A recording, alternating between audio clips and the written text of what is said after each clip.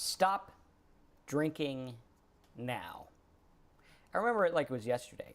I was sitting there at the beginning of my heavy drinking, just starting to get to the point where I couldn't stop.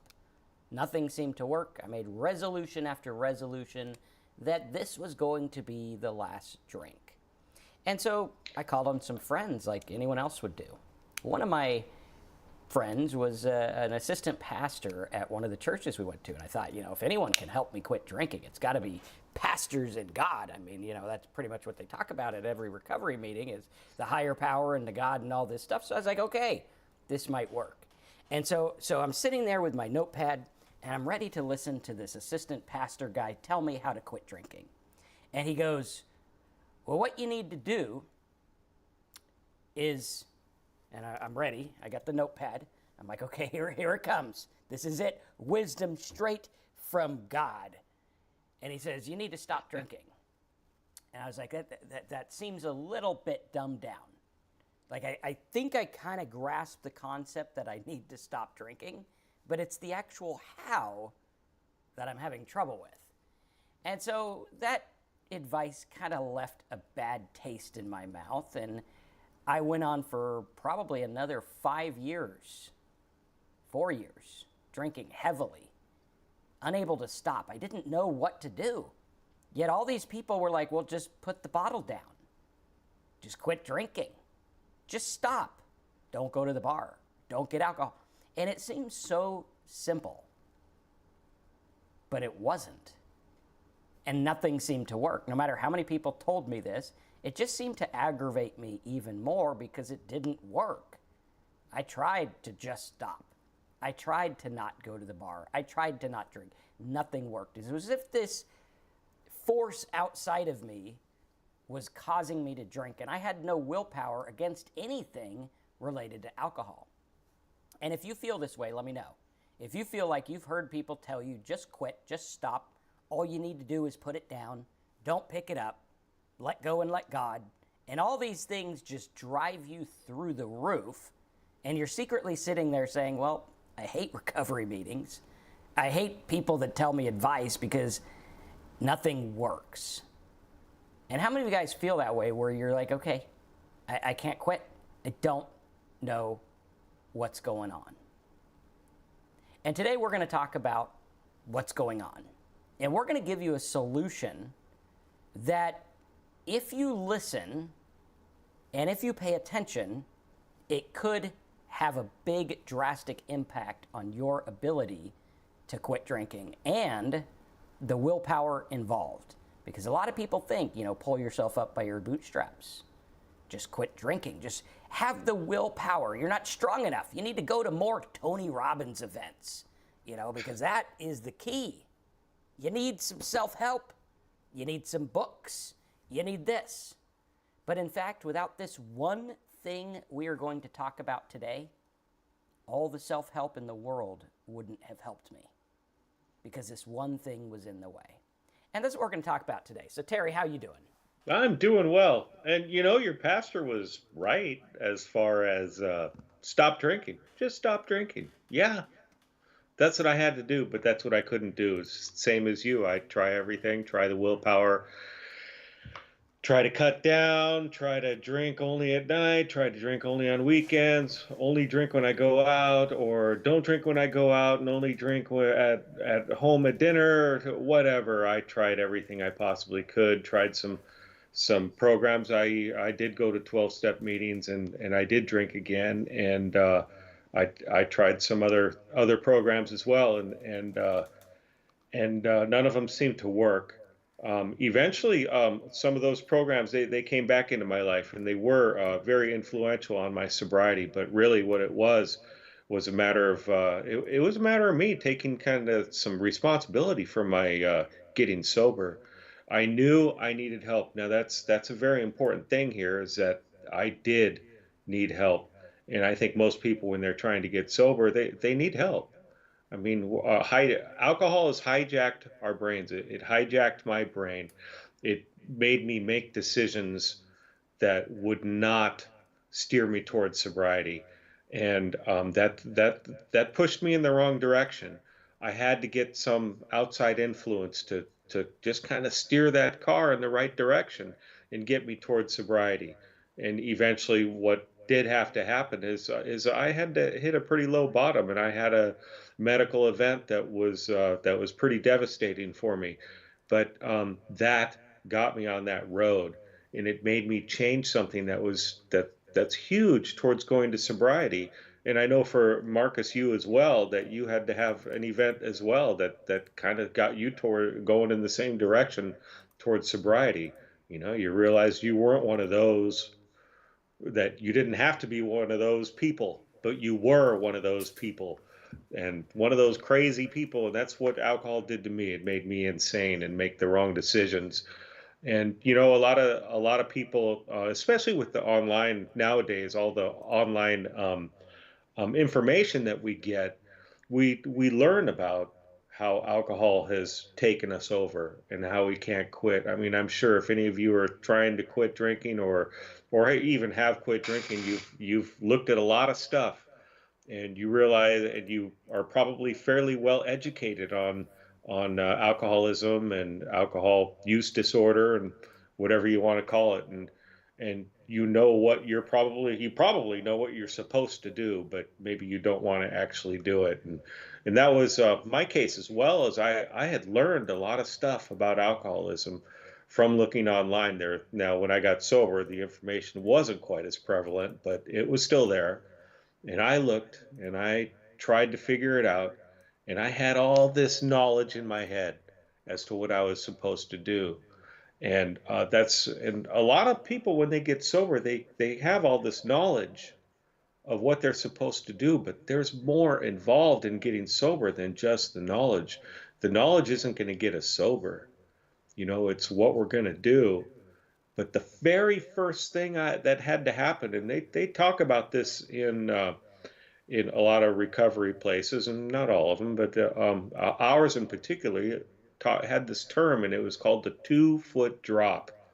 And that's where all this information and stuff, it goes from our head down to the heart. Now, actually, it's probably not 2 feet, but you know, it's, it's just a term. But for me, what that meant was that all this knowledge and then my experience as to what I went through and what I realized that will happen. Not that I realized or thought that what could happen, but what I realized will happen if I continue to drink. It went down to my heart, and I believed it to the core. I believed that alcohol was the problem to the core. And that's what I had to do. I had to really understand this and feel it deep down. That was so important for me. And then I could start to take this knowledge that I had and realize that I didn't really actually know anything, but take that knowledge and start to utilize that to start to learn more and start to put it into action. Now, getting sober, it's really as simple as stopping drinking for me, at least. I mean, for everybody, that you know, getting sober, stop drinking, boom, you're sober. But for me, to stay sober is a little bit more complex. There's more that I have to do to get to stay sober and live a happy sober life, or at least a serene sober life. I mean, I know some of us have a lot of things going on. It's hard to be happy, but I had to do a lot more things, and that first thing was when I did get that 2 foot drop, that I made that decision that I was going to do everything I possibly could to stay sober. And now a lot of you are like, I'm not going to try AA. I'm not going to try this. I don't want to talk to people or whatever. For me, I had to get rid of that fear of and that ego that I don't need help, that I don't need anybody, I don't need a program. I had to get rid of that. And I just had to say, okay, I'm going to do everything. Doesn't matter. Why not? What's the worst that's going to happen? I'm going to start drinking again. Okay, that's the worst that'll happen. So I might as well do this. This might be easier. I don't know. And that's what I did. That was the very first thing I had to do. And then I had to actually reach out and seek that help. And like I just was kind of alluding to, that was a really difficult thing for me. I did not want to reach out at all. That was a scary thing for me, but I did it. And that's where the action started. I started to reach out. People told me what to do. People told me things to do during the day when I'm bored, sitting there because I'm not drinking anymore. What else am I going to do? I lost my job, lost my wife, living alone. What am I going to do? Oh, okay, I'm going to go do this. I'm going to start to do some physical activity, start to enjoy my life, do things I want to do, maybe try and find a job, that sort of thing. Those are the things I had to do was take some action. Go hang out with other sober alcoholics rather than going to the bar, things like that. And then on top of that, I had to continue to educate myself, which was learn how to change my mindset into this sober mindset, how to live a sober life, not thinking about alcohol and trying to take it out of my life as far as it not being an issue anymore. And that's also a difficult thing. That more comes with time in sobriety. But in the beginning, it was difficult to take that I can't drink out of the picture. And for many of us, when we those first few months especially, we get cravings, and it's hard to take it away. But understanding that things like those cravings, educating myself as far as understanding that these cravings are just thoughts, we don't have to act on them. And that was a big thing too. Setting clear goals, that was another thing as far as okay, my clear goal was really simple. Don't drink right now. In the beginning it was don't drink right now. Don't drink for the next minute. Don't drink for the next hour, day, week, whatever. That was my goal. You know, way back in my 20s, I've always kind of been into physical activity, and I wanted to learn how to defend myself. What if I get in a fight? I don't really know how to fight, and so I studied martial arts, and I studied it for a long time, and I went to this really hardcore school, and this school was you had to do to get a blue belt or above, you had to do full contact kickboxing, and this was not tapping and step away. This was rounds, like regular boxing, only you can kick too. It was pretty brutal stuff, and I was afraid of that. I did not want to get hit, but I had to learn, and it was a lot of the same decision making. I had to decide when finally started and started getting my butt kicked. I realized I got to do more. I gotta I gotta do more if I expect to do well in this stuff. And so I made that decision to study it, to figure out what to do. I started watching back then. It was Tuesday night fights. It was that's I learned a lot of the strategies in boxing with Tuesday night fights. That was just regular boxing, but a lot of the stuff is the same. And I started to learn how to do stuff. I started to work with other the better fighters in my school, and okay, what do I need to do here? And if somebody does this, how do I defend it? Things like that. So I sought that support, and then I educated myself with the boxing, and I sought clear goals. Okay, this guy I always lose to. How am I going to beat him this time? Okay, I'm going to jab. I'm going to throw 50 jabs around. That's what I'm going to do this time. And it started to work. I started to get better, and I got pretty good, and that was a big thing. The mindset as well was a really important thing for me is understanding that I can beat this guy. Alcoholism is similar. I can beat this disease. I can stop drinking. With the fighting, I remember I went into this really big fight. This guy was I was going to say he was huge. He wasn't huge. We were the same size. We were in a weight class, but he was scary. He'd already done a whole bunch of fights in the ring, and I did not have that mindset. He beat me, and that's because I did not have the mindset that I could beat him. And that's all it was. I was in actually better shape than him, but I let it get to me. And with stopping drinking, I had to get this mindset that I can stop. I can stay stopped. I don't have to drink over this issue. And that was huge for me. And that helped me a lot. I had finally for drinking, I had finally gotten that 2 foot drop. With the kickboxing, I had that 2 foot drop where it went to my heart. I believed that I could do this. And it's a difficult thing to take this stuff from your mind down to your heart and really believe it. Because we've lived so long in our lives, um, drinking, and that's become the normal thing. And then on top of that, like for me, I liked the feeling until the very last day I drank. And I actually have to remember that nowadays, that I like that feeling. So I can't drink because I know what it will do to me. I know what the consequences will be. Not what they might be, what they will be if I start drinking again. So that's an important thing. And Absolutely. yeah. Yeah, and I think a lot of it is, you try to deal with willpower, you try to deal with all this other stuff, and nothing works until, and it's kind of weird because, like, the 2 foot drop, like, how do you make that happen? Well, I think the best way to make it happen is repetition in understanding that alcohol is the problem. Like Yeah. Terry was saying with the fight with the guy, that was an alcohol problem, not a Terry ego problem. Right? Like Terry's a pretty mellow guy, but then he drinks and it changes the chemistry. And when we understand that the chemistry being changed means all bets are off, then we realize how it works. Actually, we were watching a TV show last night. It was actually, Terry, you would love this show. It's a chef show, and it's about this guy who was like a 3-star chef or something, and he comes from this family in Chicago, and the family is lunatic addict behavior family.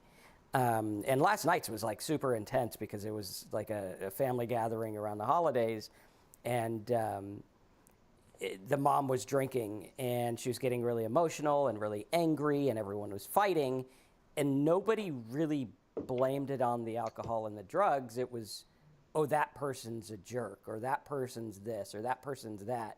And while some people can be that way, like I have met people who, there's people in my family who were like, oh, you were a jerk when you were sober, or when you were drinking, and now that you're sober, yeah, not much has changed, right? Now, for them, the chemical is not having the alcohol. So without their drunkenness, they are better because they're not drinking, but in terms of the other way. And when we realize that for many of us, the chemical is what's causing us to be the way we are. That is the fact. And the 2-foot drop is understanding that when the chemical is out of our life, things start to change.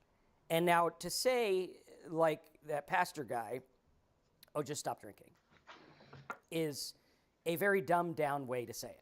Yeah. A good way to say it would be, I understand what's going on.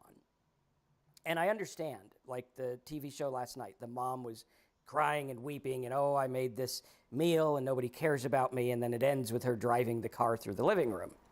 It's like, okay, yeah, this is normal par for the course for us addicts. We've been there, done that. I don't think I've ever had a car driven through my house, but, this kind of stuff happens. And the feelings she had were so real to her. It's absolutely real. She was sad. She felt like no one cared. She felt this. She felt that. That was her real world. When Terry was drinking, he was depressed. He watched the Dr. Phil drinking in the afternoon.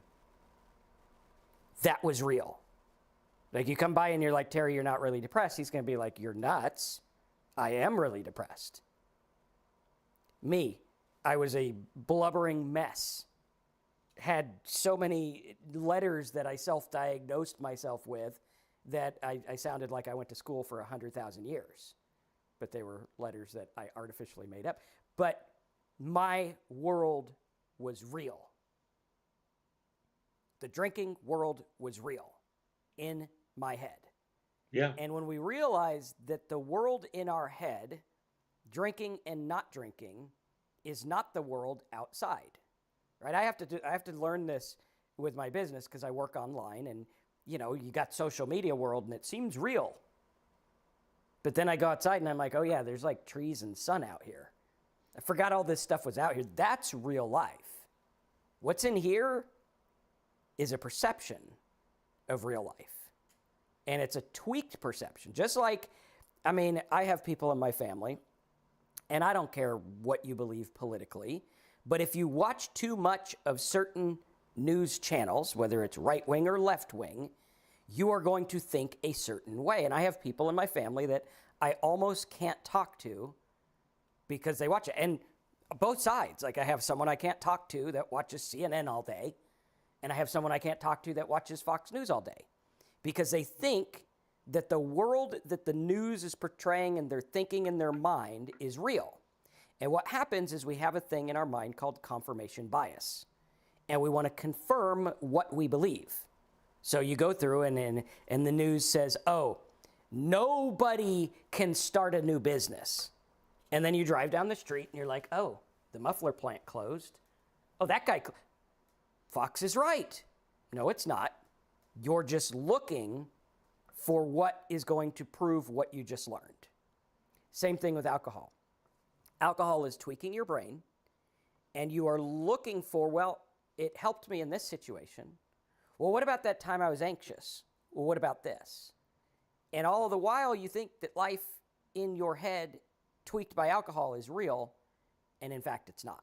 And to me, the 2-foot drop is repetition of understanding that, whether you got to listen to tapes, whether you got to listen to our talks, whether you got to go to talksober.com and download all the tapes, whatever you need to do to repetitiously put it in your head so that you know that alcohol is 100% the problem.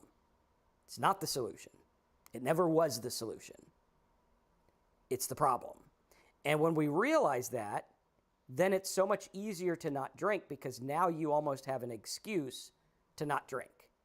And my excuse to not drink is, well, it's the problem. That's going to throw me back into that fantasy world that doesn't exist, and I'm going to believe it, and I don't know if I'll ever get out of it. So I'm not going to drink. Yeah, that was it for me. And like with the kickboxing. So I was talking about taking the actions. And there's other stuff I had to do. Now, I mean, it seems obvious. I had to take care of myself, right? I mean, obviously I had to take care of myself, but what did that mean? That meant I had to stop eating so badly. I had to get healthier. I had to lose some weight so I could fight at a lower weight class, and that sort of thing. And I'd be faster and maybe and lift weights so I'd be stronger. None of that, is directly related to fighting. Well, it is, but then, that's something else I had to do. And I had to practice self-care as far as getting enough sleep, make sure I'm rested before the next day. We would spar twice a week. So, I had to get ready on those days, eat properly, make sure I wasn't feeling bad before I went in, that sort of thing. I had to celebrate, those milestones. Oh, I finally got one over on this guy. I was finally able to handle him. He didn't destroy me today. Yay! That was celebrating little milestones, or go to a tournament and win a medal or something. That it was that sort of thing. And with drinking, it was a similar thing.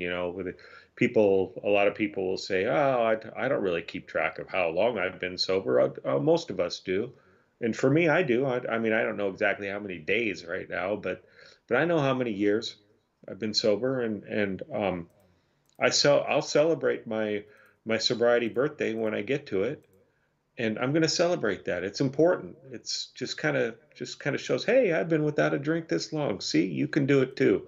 I can use that to help other people, or celebrating simple milestones like, hey, I actually was thinking about having a drink the other day, and you know, that's all it was, is a thought. That's it. It went away. Or I had a really bad day, and a drink didn't even cross my mind. That's a celebration right there.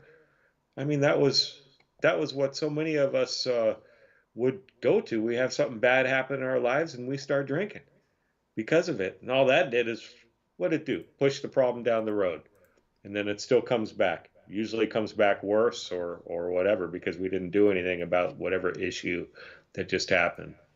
Those kind of things are, it's there's so much little things we can do for our sobriety. But as Marcus has just said, we do have to realize that alcohol is the problem. And for me, once I took alcohol away from my life, everything else was able to get better. And now he was talking about um, Sometimes, we quit drinking and somebody will quit drinking and they were not the most pleasant people when they were drinking, and then they stop and they're still not the most pleasant person, and that's very common.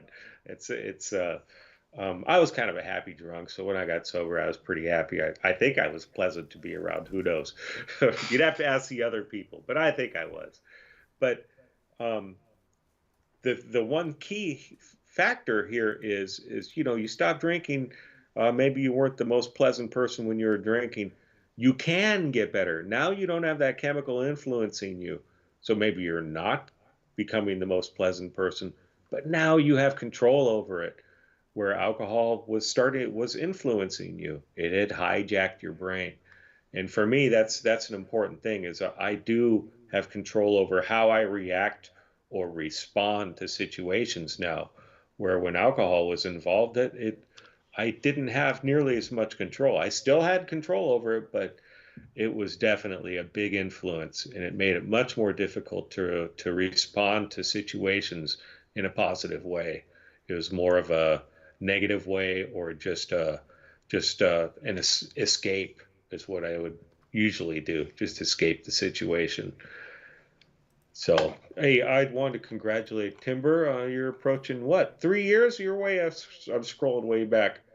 Yeah, right on. 4 days. You'll be 3 years. Congratulations, and Yeah, great to wasn't see you.